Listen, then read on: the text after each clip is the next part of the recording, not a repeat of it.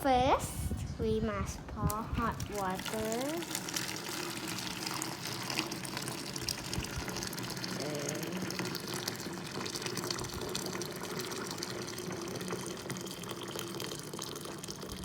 One third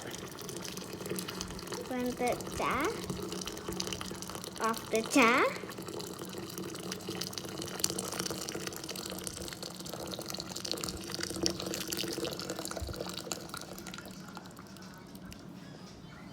Next, I put the plate up here, up of the jar, and put some ice.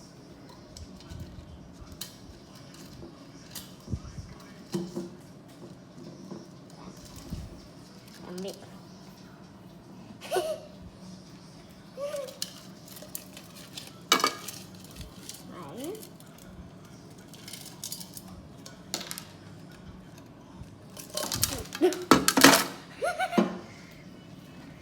And wait.